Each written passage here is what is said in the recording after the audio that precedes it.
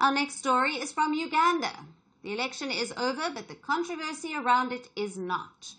The opposition leader, Bobi Wine, remains in hiding, and now he says that his wife and children have fled the country, fearing for their lives. Now, Wine made these remarks while addressing the Geneva Human Rights Summit. He joined the conference online. Now, Wine spoke at length about the Ugandan President Museveni's recent election victory. He has accused Museveni of rigging the polls. Wine also slammed the president's son and the country's army chief, General Muhoozi Kainerugaba, for ordering military raids at his home.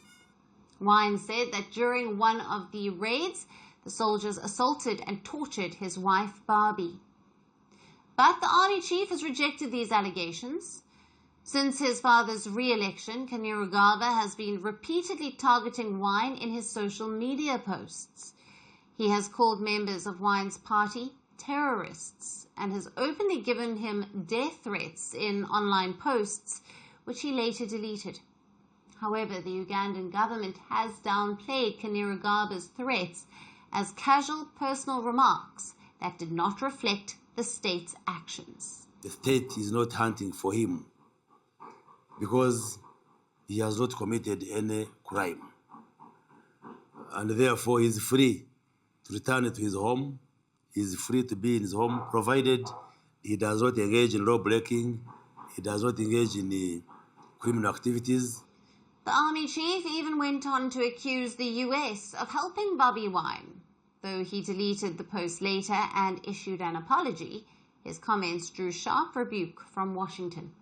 Meanwhile, Wine has said that he will resurface at the right time.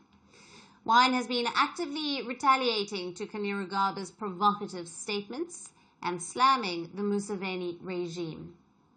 In one of his latest posts on X, Wine accused the police and the military of stopping his lawyers and the members of his party, the National Unity Platform, from entering his home.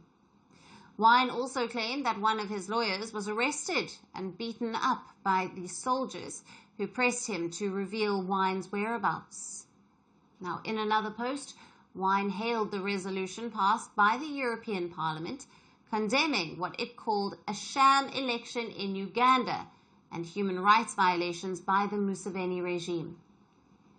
Now, this was the second time that Wine had contested the polls and lost against Museveni. The Ugandan president won a 7th term last month, extending his 4-decade rule. The polls were marred by an internet shutdown, and the opposition campaign was heavily restricted. Museveni already has a strong grip over the state's institutions, and he has scrapped age and term limits. Critics have raised concerns over his seemingly unending rule and alleged crackdown on the opposition. Though Wine lost the election fight against Museveni and he remains in hiding, each of his social media posts carries the same slogan, "Free Uganda Now."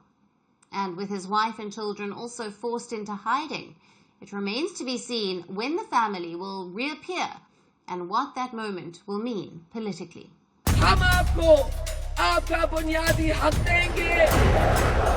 The streets roared her name. Supporters climbed rooftops. History seemed ready to repeat itself. Then it happened. A flash. A burst. Panic swallowing cheers. In seconds, Benazir Bhutto was gone. Not voted out, not defeated, but assassinated. Catch the full story on the assassination at these times, only on Firstpost.